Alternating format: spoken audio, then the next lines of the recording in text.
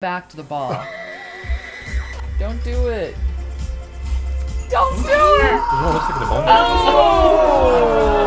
my god, the wire coming to the skin! Oh, I can't handle it. This is so hard to watch.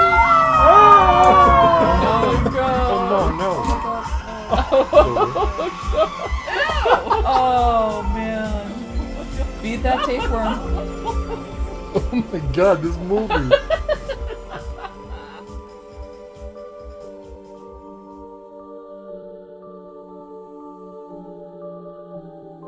Hello everybody. Hi there. And welcome to EVIL Asterisk Podcast.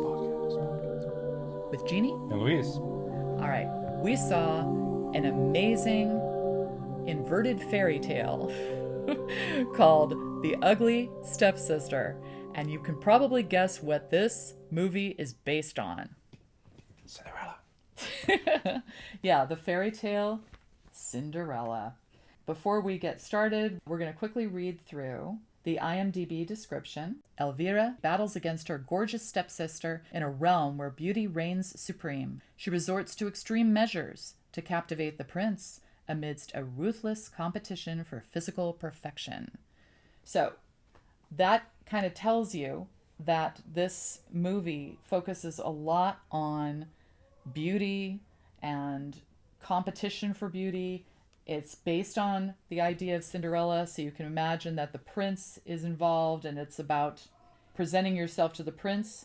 I will tell you that the director and writer is Emilie Blichfeldt. The movie is a Norwegian film. I'm going to read the list of genres: body horror, psychological horror, satire, slasher horror, comedy, drama, and horror. And I would say body horror is spot on.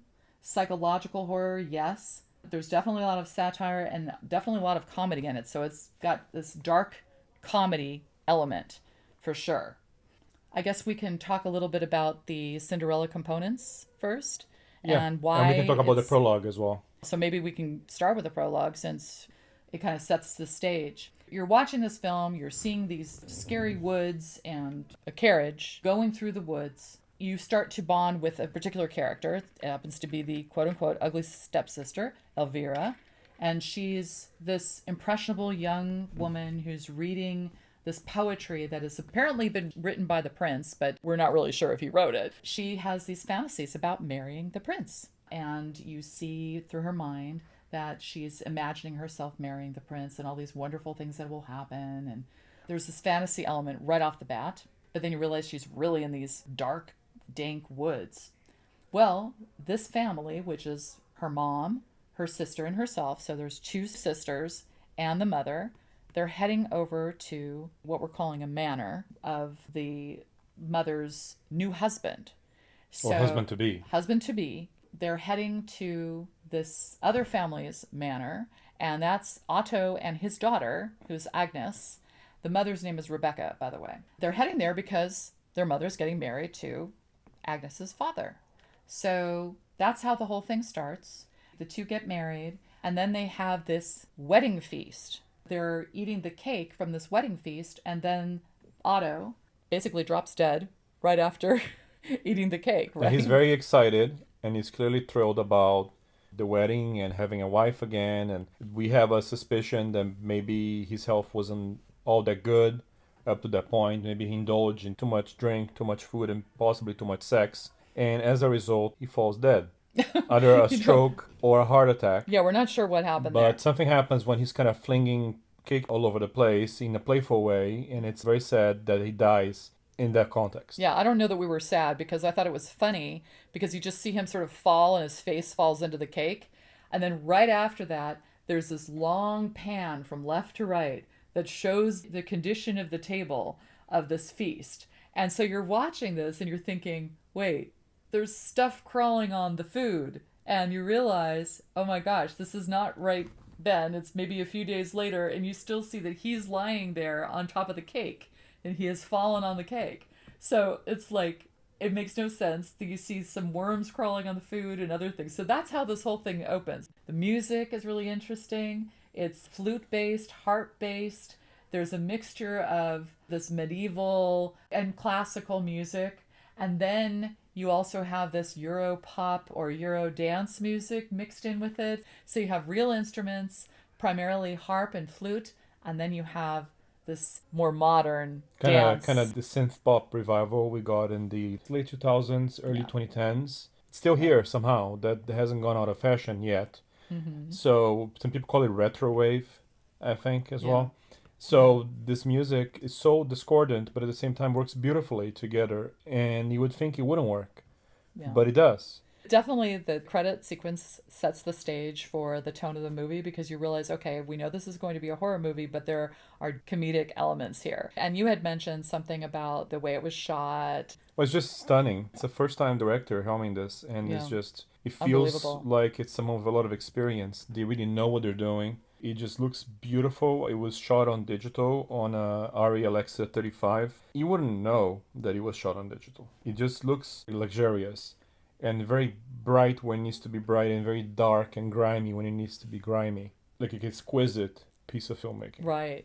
Yeah, Otto is now croaked. So he's only there for a very small portion of the film. And then you realize, you start piecing things together. You've got the main character that you identify with, and it's the quote-unquote ugly stepsister, Elvira. And then you've got the daughter of Otto, who is this Agnes character. As you're watching the film, you realize that Agnes is really the Cinderella character. In fact, they start calling her Cinderella at some point during the film. You're kind of flipped around because you identify more with the quote-unquote ugly stepsister throughout most of the film. So the main plot here is that the prince is throwing a ball. So again, this is very much like the original Cinderella story. The prince is throwing a ball because he wants to find his princess. He's ready to do that. All the virgins need to go to the ball, asked to go to the ball, present themselves to him so that he can choose one to be his princess. That is the main plot.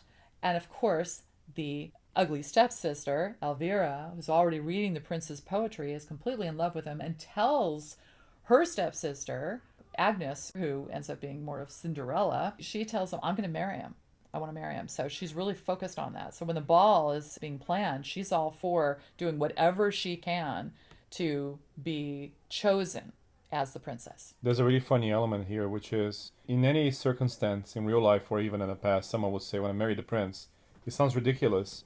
And you immediately think of a fairy tale and then have something very unrealistic, an unrealistic goal.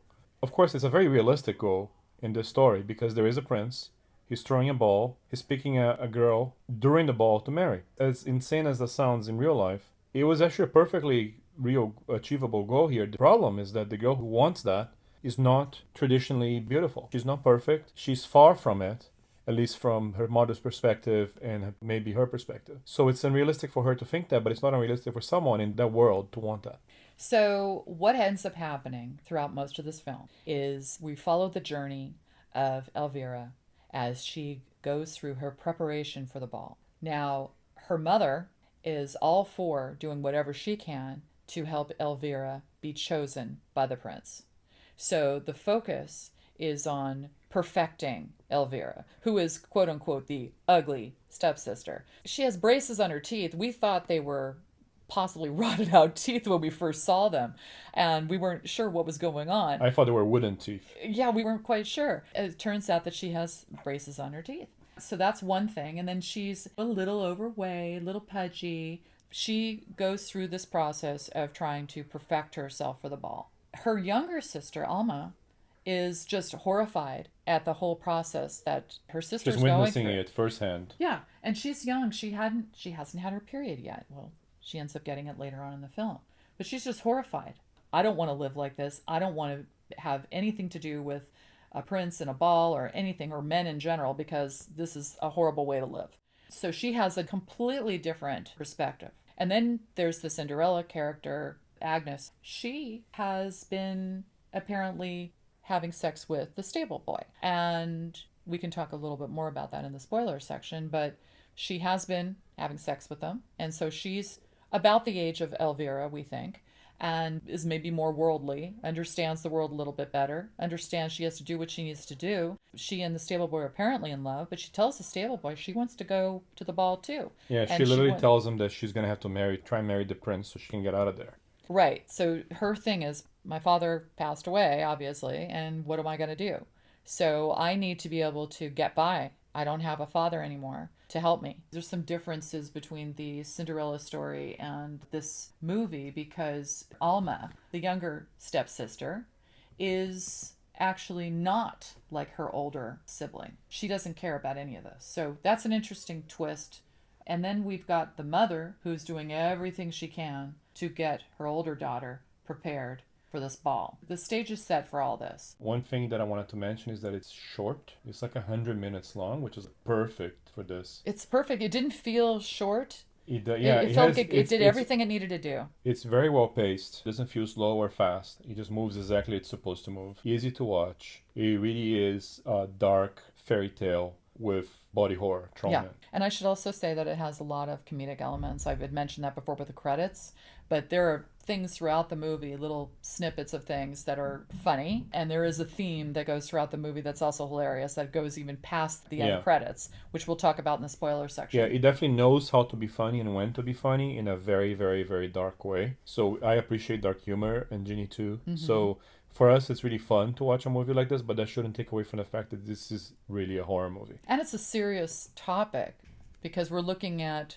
beauty, we're looking at societal pressure, we're looking at the way women have been treated throughout history, not just in this fantasy setting. But now, I had mentioned the substance. It's not necessarily a reference, but the general public got used to the concept of body horror with that movie, and it has similar themes. So I think that if you have seen the substance or you are thinking of seeing it, it would be a good idea maybe to see it before this one. You felt that this was more intense than the substance, and I actually in some ways felt the opposite. But yeah, we're not on the same page there, but for me as a person, this had more impact and disgusted me more than the substance did. I think the substance has a veneer that couches some of the stuff you see on it, and this one doesn't. Well, I think this has the fairy tale aspect going for it, which allows you to sort of relax more because you know basically how the fairy tale is going to go, and they don't really veer from the general plot, so you kind of know where things are heading. That's absolutely true. And I wanted to reinforce this, and I think you agree with me. We need to stress that this is a horror movie.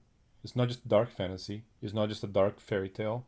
It's a legitimate horror movie. It doesn't have jump scares. No. It's not that kind of horror movie. But be forewarned because you need to be able to handle body horror in general, like Cronenbergian level body horror. It's very much worth watching. It's brilliant. And it's brilliantly done, brilliantly executed.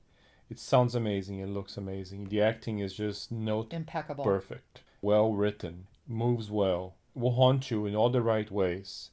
So it's... And make you think. Yeah.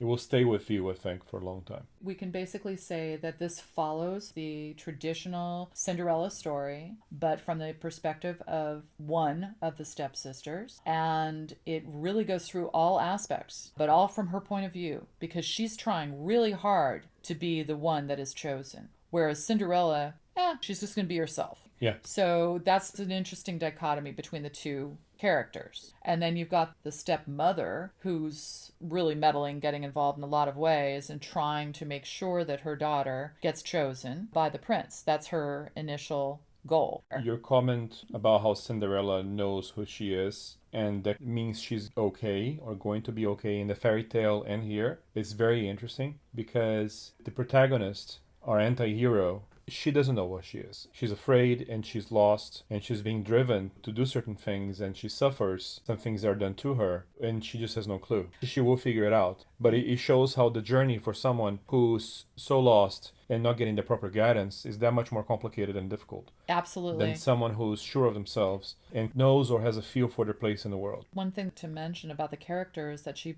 has a bit of arrested development. We do see this fantasy life that she has about her marrying the prince and being very sure she's going to do it.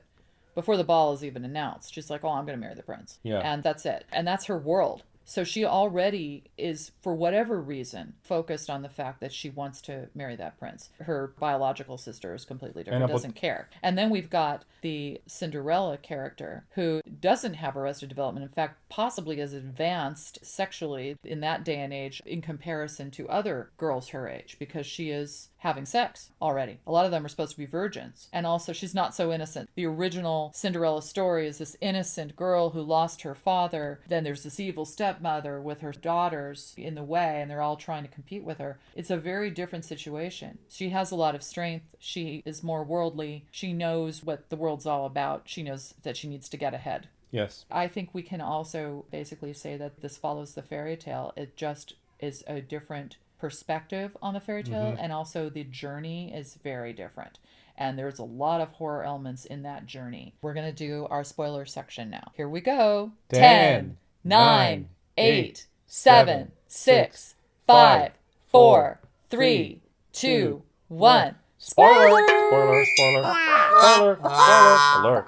Spoiler! Spoiler! Alert! Alert! Spoiler! Alert! Spoiler! Alert! All right, here we are. So we talked about the credit sequence where we're panning across the table. We're seeing all kinds of worms eating the food. We think, okay, it's a few days later and he's still there and his head is still in the cake. Okay, that's funny. Well, guess what? His body never gets buried. So throughout the movie, poor Cinderella, we do have some empathy here. Agnes is like, you're spending a bunch of money on other things, which we're about to tell you. You're spending all this money, but you're not spending any money on burying my father. Then we see that they have moved his body into a separate room, or he's moved into a prone position in the same room. We don't know. It's not clear. They definitely don't make it clear. It's not clear, but he's in a room lying there and he's rotting away. So every so often someone will go in that room for whatever reason. It's usually Cinderella. She'll be in there just to look at her dad, and he's rotting. So we see this decomposition happening throughout the movie, and it's funny. It's unexpected. All of a sudden, okay, there's the corpse again. Why isn't it getting buried? And I was thinking to myself, well, why doesn't she just go with the guy that she's been screwing around with in the stable, Isaac, I think his name is, Isaac, and just go maybe late at night, take the body out and bury them out in the yard or something, or in the land. He's a big guy and he's heavy. Worse than that, he is bloated. Right. And getting heavier because of the liquid. They could have done it beforehand, before he got bloated. I think you need 2 to 3 strong males to drag a guy like that. All right, whatever. And that's why they had to pay someone to do it. But I think it's funny. I will skip to the end. So they show him also after the end credits, and he's basically a pile of bones. Yeah. He's a skeleton. I think they could have taken that out. You don't think they could have taken a pile of bones and... I thought you meant taking that out of the movie. No. By the time he ended up being a pile of bones, I think they would have been able to bury him but you in have the to backyard. remember that by the time that happens, there's hardly anyone left on the house. The movie's done. By the end, he's a pile of bones, and they showed it after the end credits, which is hilarious. They've used humor as repetition and taken that throughout the movie, and I should say the filmmaker has done that, so good job. That was hilarious. I had mentioned that the Cinderella character said, why aren't you spending money on burying my father when you're spending money on everything else? Well, what is she spending money on? The mother, Rebecca, has been spending considerable money, we think, on various procedures for her daughter. And this is primarily through Dr. Esthétique, which is this dude that's, I guess, a plastic surgeon of the day, clearly right? From France, who happens to have a clinic in town, and he's highly sought after. This is what she's supposedly spending her money on. So we find out after the father dies, Cinderella's like, at least we have your mother's money. Yeah. She says that to Elvira, and Elvira's like, what are you talking about? We came here because you guys have money. So the marriage was all about money on both sides. Mm-hmm. There's land. We do have this manor, this large home, and that's about it. We don't know if the mother really does have money hidden away somewhere and that's how she's able to pay for these procedures, or if she's only doing weird favors, because we do find out that she has been providing sexual favors in some cases for some stuff. But we don't know if that's part of the aesthetique situation. And early in the movie, we also see the people who they owe money to, at least the husband owed money to, the new husband, come in and say that they're going to take all the land and some other stuff as well. So they're broke, but they don't lose their home, not just yet. Mm-hmm. And the mother, Rebecca, is basically in survival mode and doing whatever it takes to remain at roughly the same economic level and avoid going into poverty, because if they lose their house, it's going to be a whole different story. So she will do whatever it takes to do it, to the point where the plastic surgeon says, "When are you paying me?" And she's like, "I'll pay you double after the ball." So think Right. about it. It's a big expense. And she's betting that after the ball, the daughter will be engaged to either the prince or some rich dude, and then will be able to pay whoever she owes money to. We'll talk about the procedures, and this is where the body horror starts to come in. So there's a series of procedures that her mother has her undergo in order to prepare her for the ball, almost as insurance that she will get engaged. Now, hopefully to the prince, but as Louise said, it could be someone else as well. But the daughter, of course, really wants to get engaged to the prince. This Dr. Esthétique shows up, and the first thing he does is remove Elvira's braces. Now we realize, okay, they're braces. In very dramatic fashion. We had no idea they were braces, as I mentioned earlier. Luis said he thought she had wooden teeth. I thought they were rotted out teeth. They just looked really weird. But then we find out, okay, they're braces. He removes the braces in some pretty dramatic fashion with a gigantic set of pliers. Yeah, it's pretty dramatic, as Luis said, dramatic fashion, and just yanks them off. And you're thinking during that time, oh my gosh, this is horrible. He's just yanking off the braces. But hey, lo and behold, her teeth look great. Turns out fine, no problems. Seems pretty normal. No pain. She's not screaming or anything. Oh, okay. Some of us have gotten braces. We've had our braces removed, not by pliers, but we're okay, and our teeth are basically straight now. No problem. Tick that box. Next. Oh, your nose doesn't look quite right, he says. He gives her mother, Rebecca, a manual that shows illustrations of different noses that look much better. And she chooses number 7. And then the doctor takes a little hammer and chisel and proceeds to break Elvira's nose in 2 places. 2 different places. And she is in utter pain. She's screaming, blood all over the place. Well, I shouldn't say all over the place. There's some blood, and she's screaming. She's screaming in agony, basically. No anesthesia whatsoever. Tick that box. People have had rhinoplasty here. Some people nowadays have had rhinoplasty. Yes, they have had anesthesia with that. Now we're going to skip over another thing that happens into a third procedure that Dr. Esthétique conducts. Comes later in the movie, but it's the third one. It involves anesthesia. Yeah, so basically, the very cutting edge anesthesia he just got and introduced to some new thing that was amazing. Cocaine.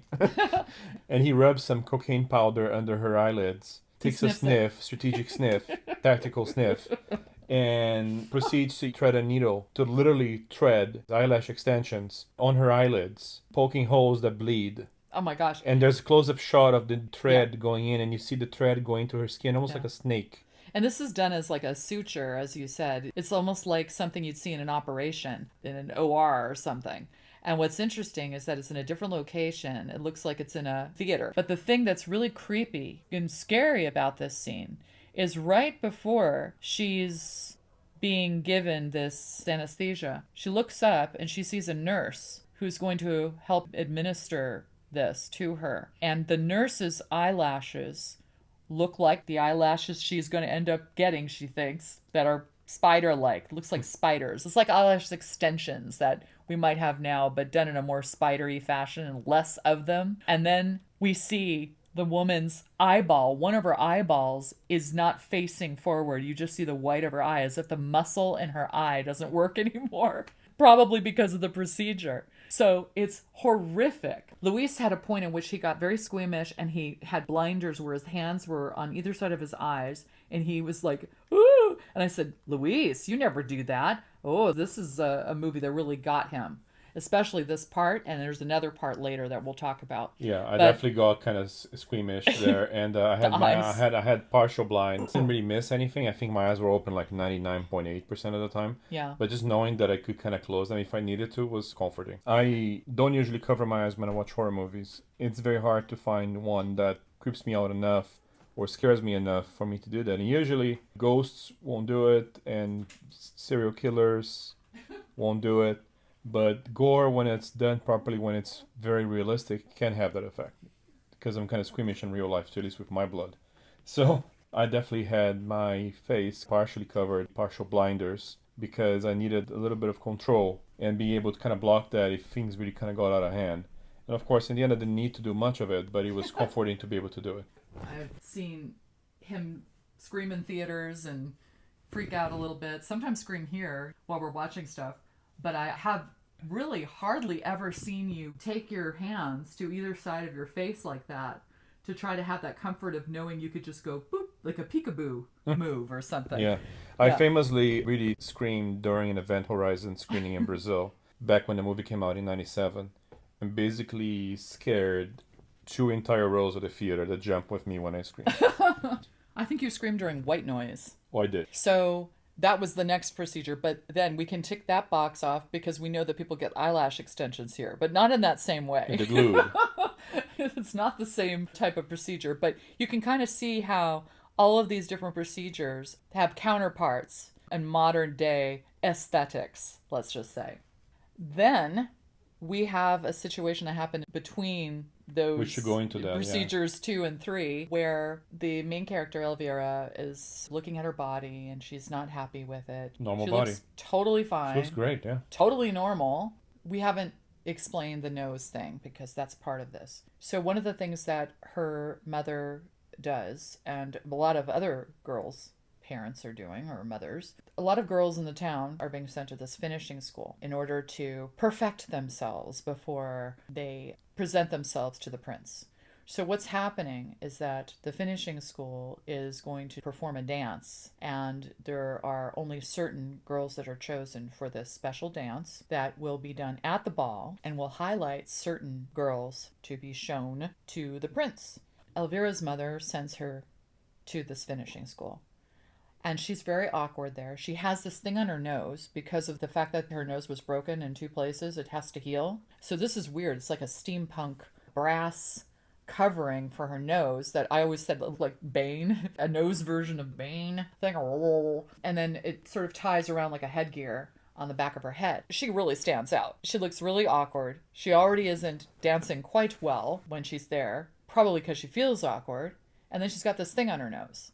So it's very uncomfortable. But there's a point at which she is actually chosen to be a finalist for this dance and to possibly be featured. And then you find out at some point, the dance instructor tells her, oh, yeah, your mother paid me to choose you. Yeah. So the mother has been doing something. She's been sleeping around, maybe deferring payment for the doctor aesthetic, and also in this case, maybe actually paying the dance instructor at the school.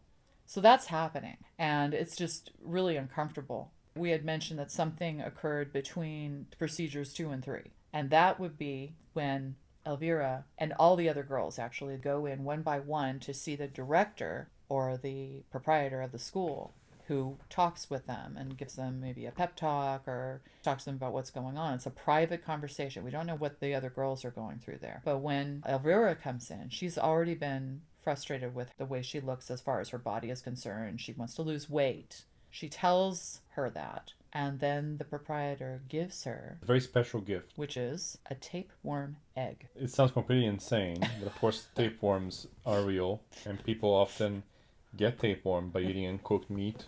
Yeah. So yeah, It happens. it's a real thing. But Yeah. here it's in this intentional. in this fantasy, it's on purpose. Tapeworm goes in and eats the food that you're eating and leaves less for you, and you lose weight. Right. So you actually eat more to weigh less.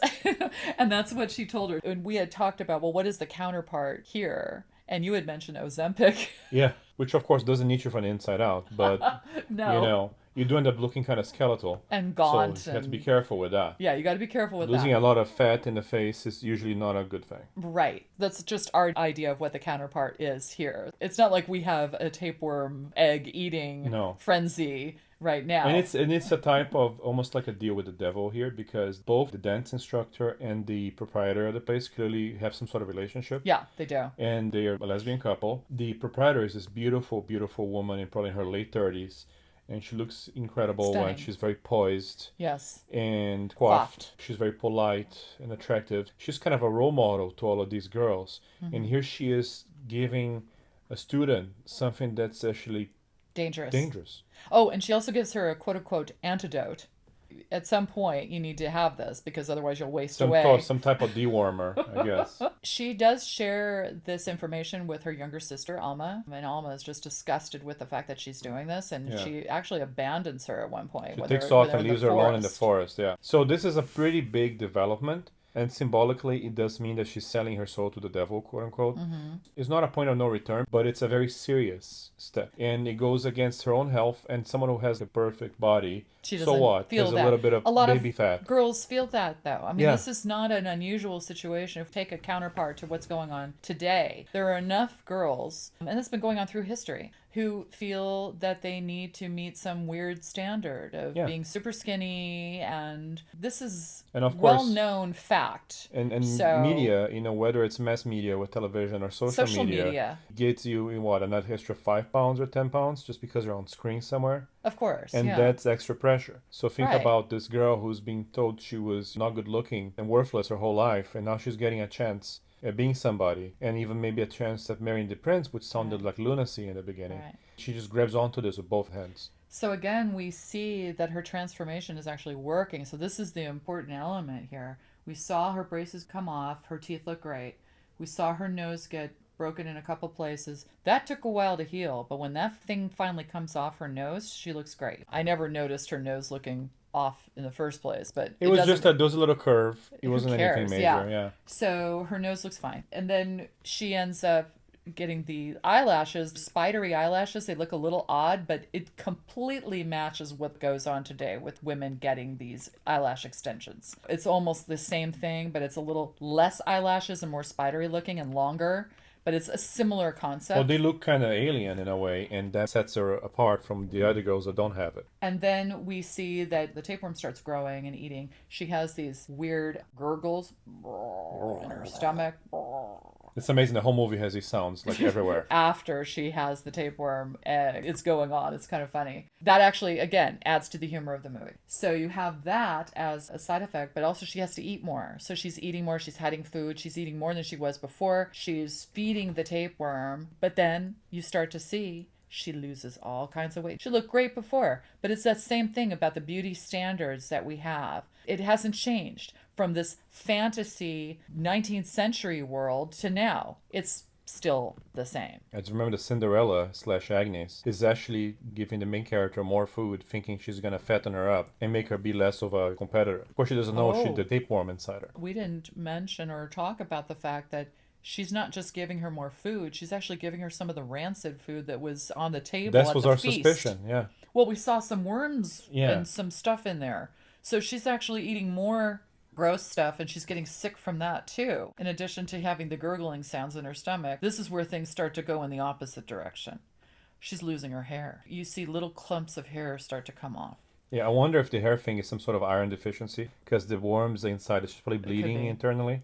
So that could be iron deficiency. Well, I don't know if it's supposed to be realistic, but the point is that she's losing her hair, and I think that happens a lot. When you get poisoned, you lose your hair too. We're talking about the Cinderella character being a nice character in the original story. She's actually trying to sabotage the quote-unquote ugly stepsister by feeding her this food. That's actually cruel. It is, So absolutely. it shows that she has a cruel streak. Whether or not this started after the father died or before or whatever, like we said, nothing is black and white here. Every character of gray has cruel everywhere. sides, and the mother is cruel for putting her through this. You're saying, well, the mother's just trying to get by, but she's exploiting her daughter. So there's a lot of cruelty going on, and the two women are being cruel to their students. According to Gemini, a tapeworm infection, if it's prolonged, can result in B12 deficiency. And if you have B12 deficiency, you can develop anemia. And if you have anemia, which is lack of healthy red blood cells, you can definitely start losing her hair. So here's the next step in preparation. So she's got the nice teeth.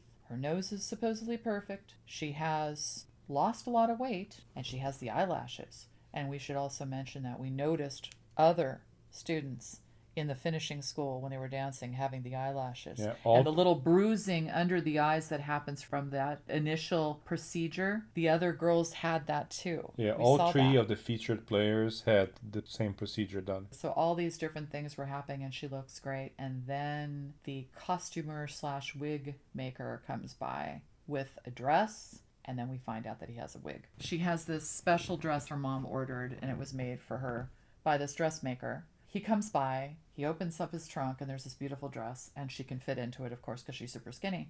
And then he notices that her hair's falling out. Well, he happens to also be a wig maker, so he grabs a wig and puts it on her head. And now look, voila, she's a new person. She is artificially modified, though. She's modified all these different aspects of herself, and she's hiding the fact that she's losing her hair by wearing a wig. But she's ready for the ball now. That's it. She's ready. And, as Louise said, featured players, she was chosen as the main dancer.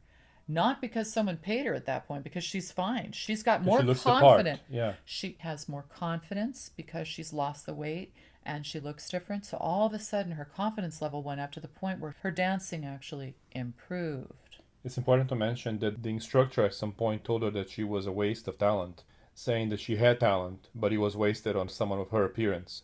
So clearly at the end, when she fixes the appearance and she already has a talent, plus the self-confidence, she gets the job. That's it. But it's also important to mention that the reason Rebecca, her mother, was able to pay for her dress and to pay for the wig, and those are very expensive things back then, was because she immediately goes on and sleeps with the dressmaker. Yeah. That's how she's paying for fame to a certain extent. Cinderella has been having sex with the stable boy. So we're thinking she's not really a virgin. Yeah, that's the assumption, right? Oh yeah, right. She's not a virgin. But the filmmaker made a very interesting choice when they shot the scene where she's discovered by the protagonist. The protagonist goes into the stables because she hears a noise, and she sees Cinderella on all fours and the stable boy behind her. The thing is, there's an extreme close-up of a certain butthole, and it's implied by the angle and by the close-up that Cinderella's strategy in this case, not to lose her virtue, since back then, before there was any kind of royal wedding or marriage, a doctor would go and inspect to see if the girl was virgin or not, and wouldn't let her get married if she wasn't a virgin. Basically, because of that close-up, you realize that she is a virgin. She's technically a virgin. Yeah. Technically, but not really. So it's kind of fascinating because it's realistic in a way. I know that used to happen a lot in the past. Right. That's Maybe it still does in certain cultures. So we would say, well, she's not really a virgin because she's been having sex. It doesn't matter that she isn't having vaginal sex. But in that period of time and in line with the day and age of the fairy tale, as Louise said, they have to check, but they only check for the hymen. There's nothing else to check. There's nothing else to check, yeah. So she will legally be able to marry the prince. And you know what happens.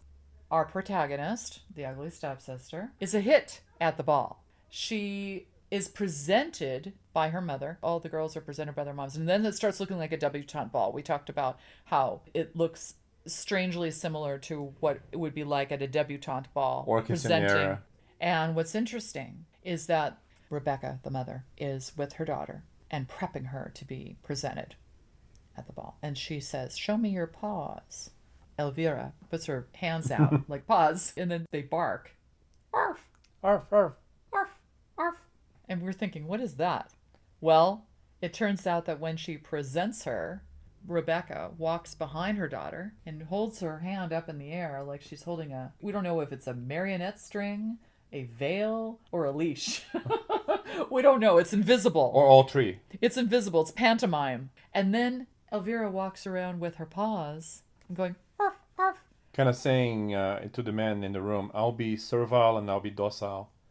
And they all kind of go crazy over it. Like a puppy dog. Oh, yeah, they loved it. And that was Louise's take on it. I think it's correct. Signaling that she would be submissive. That's got to be what it is. It is. So what I thought was interesting, though, is what is her mom doing holding this pantomime? I think it signifies a veil. It's the erotic side of having a bride with a long veil. And how she's supposed to be pure, but also she's supposed to be naughty at the same time. So it's some weird dichotomy between that. The mother is a woman, and she's saying, here, I give you my daughter for you to do it as you wish. The veil only happens when they get married. This is a preview. Yeah. It was interesting. It was different. But we thought it was strange. And so we were laughing. So again, another comedic element. But as we mentioned, she's a hit at this. Men are in line to dance with her. The only person she's interested in, though, is the prince. Ultimately, partially because she's the lead dancer in this group, and she somehow catches the prince's attention, not only through the dancing, but just through her presentation, I guess. Her dog-like qualities. And she just looks great, supposedly. The prince chooses her when he comes out to choose someone to dance with. Yeah. He goes straight to her. It's like, would you do the honor of joining me in this dance? They're having this wonderful, beautiful fairy tale moment. It's romantic. Yeah. Although at one point her stomach rumbles. Yes. As they're dancing, the stomach rumbles, and you hear, oh, I'm like, oh my God, you know what's going to happen here. And you see a slight look on his face, like you're not sure, did he hear the rumble or not? I think he's too horny to be thinking about anything else.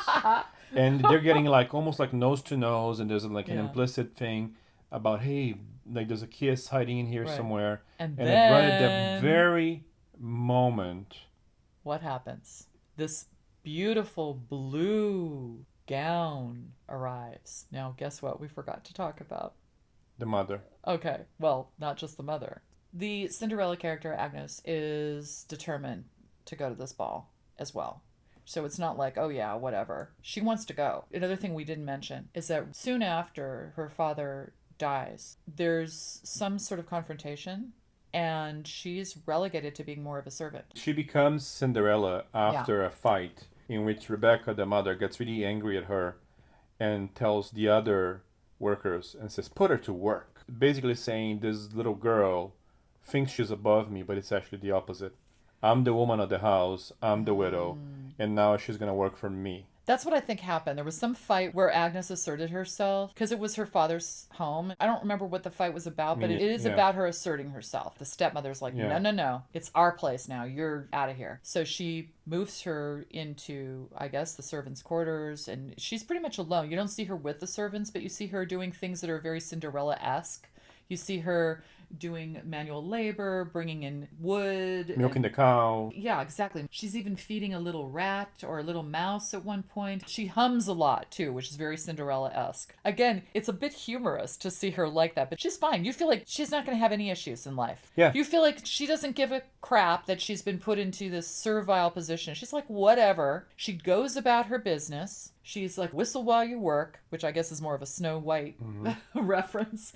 But she's just humming along and fine. And she has a great relationship with animals. She has her stable boy relationship, but she does want to go to the ball. And she makes it clear that she wants to go to that ball. Elvira witnesses the sexual act between Isak, the stable boy, and Agnes, the Cinderella character. And she obviously tells on her. But what's interesting is she's in shock. She's like, what is that? You see a penis, there's all kinds of stuff. You see a butthole, a penis, and all kinds of other things. You see splooge at one point, and we were cracking up. Because it's funny. Ejaculate. Yeah. If you want to be more technical, sure, or clinical. She clearly tells on her, and she's just basically saying she's not a virgin, too, so she shouldn't even go to the ball. And the stepmother, forbids her from going to the ball, and she, I guess at that point, she's already considered Cinderella. But she forbids her from going to the ball, too. And she banishes Isak. Yeah, he gets kicked out of town with... Who knows where he went. With his clothes, only with the clothes on his back. And we assume he's never to be seen again. Yeah, so he's no longer the stable boy. So that's gone. So we don't know what's going to happen there in that situation. Cinderella really wants to go to the ball. So she comes over and she finds a chest with her blue dress, the beautiful blue dress she wore at her father's wedding. She finds that dress. But before she grabs the dress, she puts 2 of her baby shoes that are also in that chest in her pocket. She's about to leave, but then what happens? Elvira sees her. Yeah, sees her with the dress, gets really angry with her, saying, you're not going to the ball. And then you really see the anger, right? She's just completely livid. And she starts ripping the blue dress. Just ripping it. She does not want her to have any chance of getting to that ball. And the mother, Rebecca, even says that, hey, you don't have to worry about her going to the ball. She has nothing to wear. Right. What happens? Cinderella takes the dress, goes and hangs out with her dad, with her dad's corpse for a little while, falls asleep, and the worms that have been running around on her dad's corpse end up on the dress.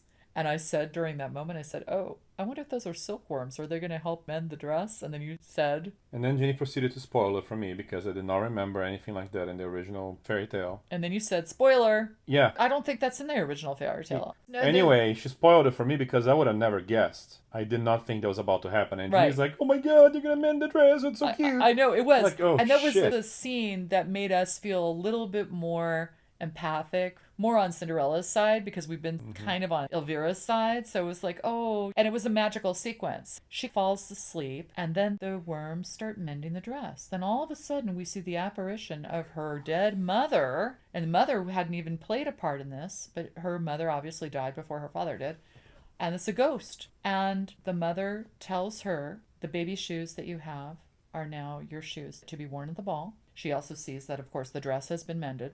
And then she tells her that she needs to make sure she is home by midnight, or her carriage is going to turn into a pumpkin.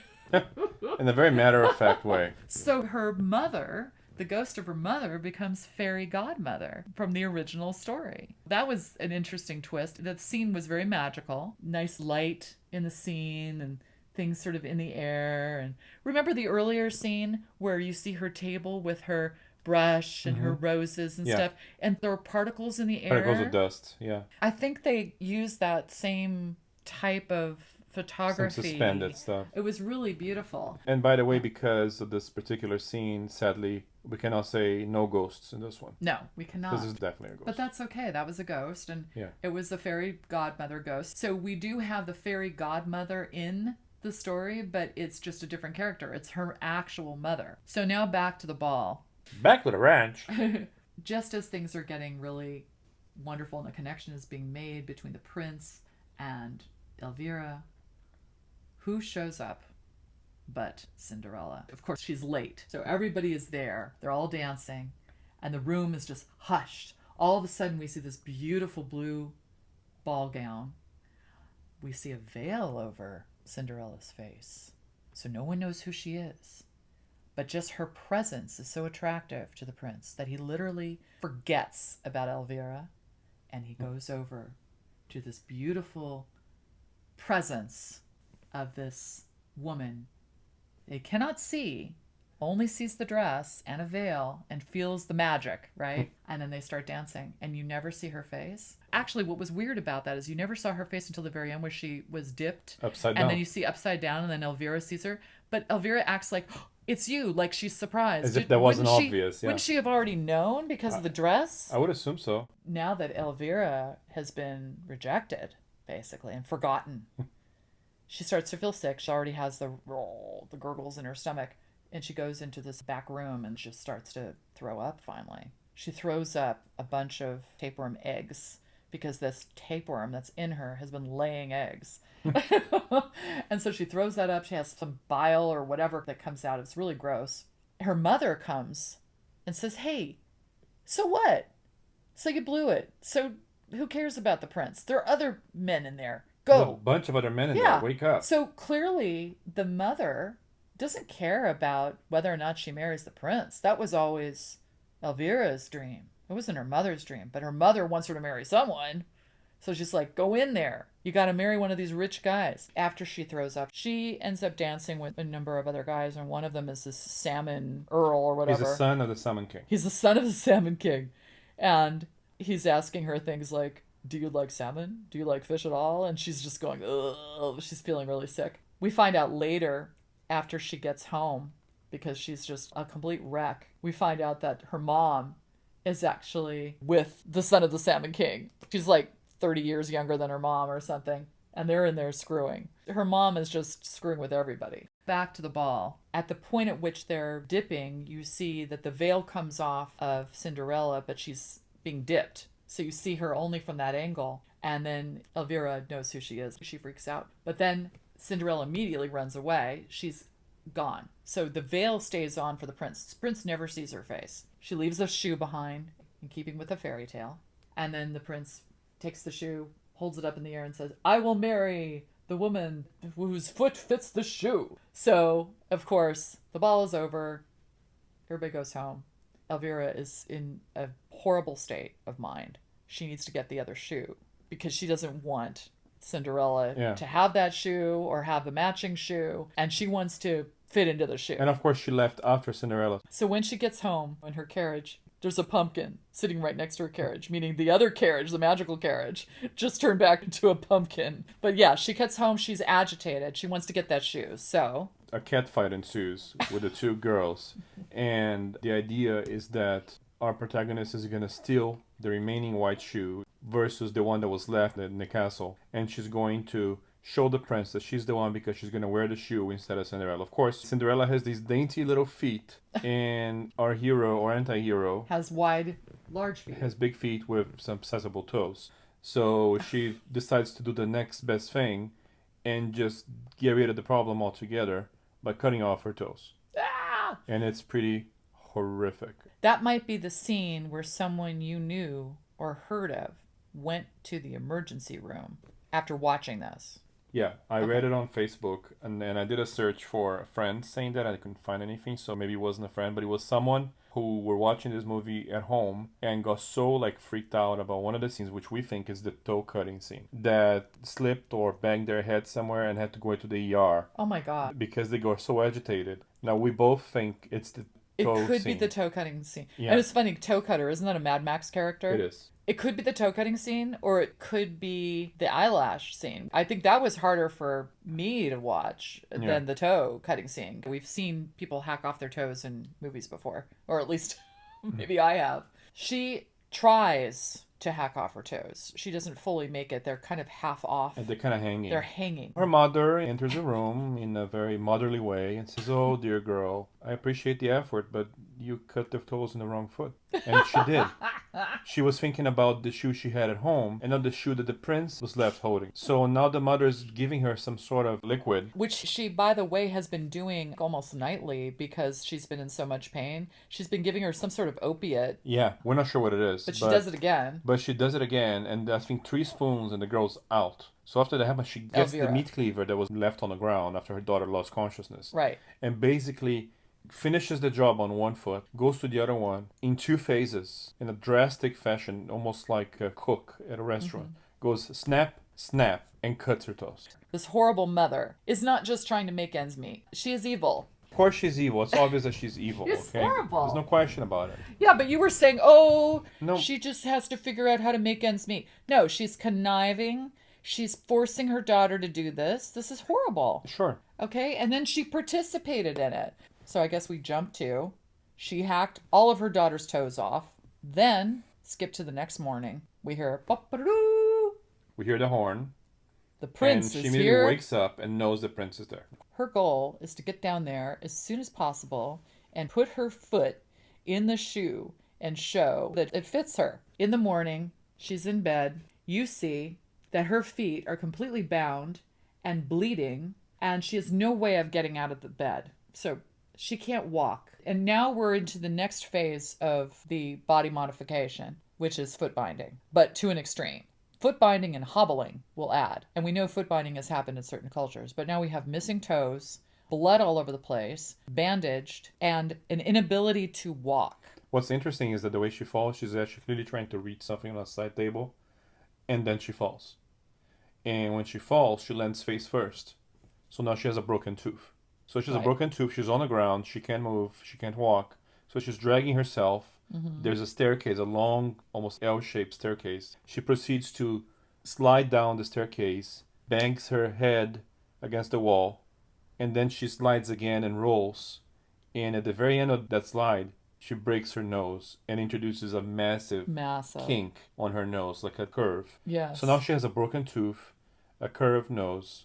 She's already losing her hair. Some of the eyelashes fall off and they're gone. She's a mess. And as she lies at the bottom of the steps, she looks up, and then you see again upside down Cinderella in her beautiful blue dress, gives her a last look, walks outside, and you just hear it. But you can see from the perspective that Cinderella is looking at the prince. Yeah. And he's having her put her foot in the shoe. And he's telling everybody, "I have found my princess." It cuts to a scene where you see the prince and Cinderella kissing. So a real scene, a it's real very kiss. similar to the imagined scene that Elvira has had in her head. In contrast to the fantasy. Exactly. You know? But guess what? Her sister comes to her aid. So we go back to Alma, the younger sister, who doesn't want anything to do with his life and the way women are being treated.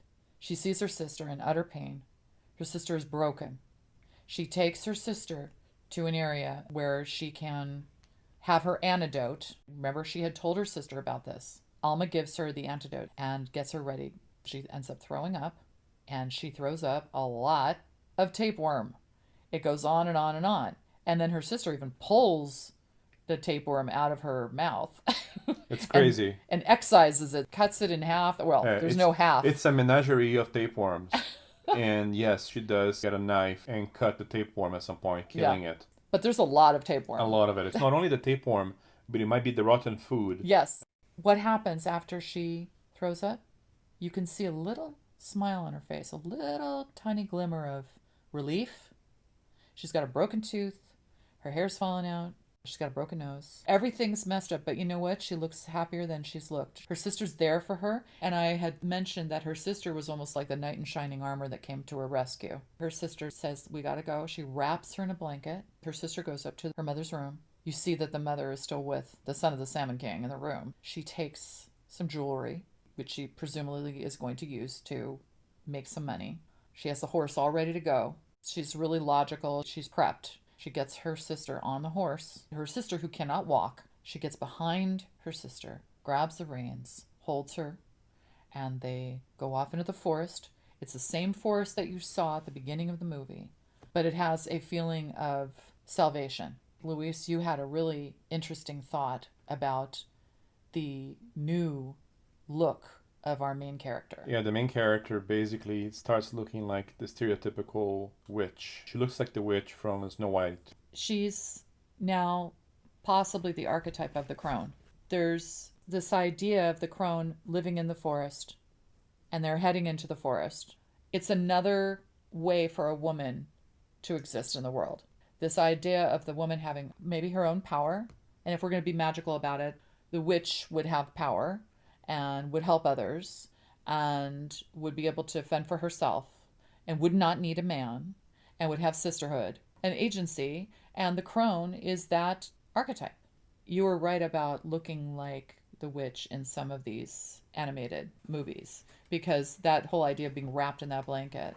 It's amazing. Yeah. And I had mentioned that Wicked, the book that was written long before the musical came out, was interesting because it was this reversal of the Wizard of Oz story from the perspective of the quote unquote evil witch, the Wicked Witch of the West, and how you understand her perspective and where she came from. Now, that has been changed a bit over time with the musical and the movie. And this almost tells you there's an origin story. It's an origin story of another character that we really didn't hear about that may or may not be related to the Cinderella story. Here we are seeing that a woman may choose not to have children, not to have sex, not to sell herself or enslave herself to a man. And she can find her own path. And it's interesting because our protagonist here, it takes her until the end of the movie when she loses all those external features that would configure her as some desirable young woman. Once she loses all of those, she doesn't have to be that anymore. She can be herself. She can be at peace with herself. She finds happiness. And even the fleeting smile we see at the very end, it's enough for you to see and to understand that she will be okay. She has a younger sister who's her protector. She's an old soul, Alma. And Alma means soul. The lesbian couple we mentioned earlier at the finishing school, it's a similar idea. For them to be happy and have comfort and have love with the one they chose, they had to end up working with the patriarchy there and prepare those girls for a life of servitude. It's like slavery. Women being put against women, so the stronger will have the most comfort and the most agency. Like the survival of the fittest type of idea, but with women being pitted against each other and participating in all this. And the men really looking kind of weak. They're just out there trying to have sex. The men in this movie have not had much going on other than that. No, they haven't. In contrast with the women, the men don't do much at all. They don't act. When they talk, it's kind of vapid. The men are just doing what's most comfortable and easier for them, while the women suffer. Yeah, well, what's interesting is you've got the one male character who's the prince who has everything he wants anyway, and he's just looking for a princess. Then you've got these other guys that are running around looking for a woman. There's all these other men at the ball. They're all making really stupid comments and sexual innuendos about the women and objectifying them. I really like the Alma character because she grounds everything. She looks completely baffled when her sister's even getting the braces off. She's just like, no, this is ridiculous. I would never go through this. Yeah. And the nose and the blood. She's just, take the antidotes. She is the wise woman. She does get her period toward the end of the movie, and she does not tell anybody because she's horrified at what might happen if anybody knew. Yeah. So I think we should say again that we really enjoyed this film. It isn't for everybody because of the body horror, but I still think it's quite worth seeing. It covers a lot of really important issues.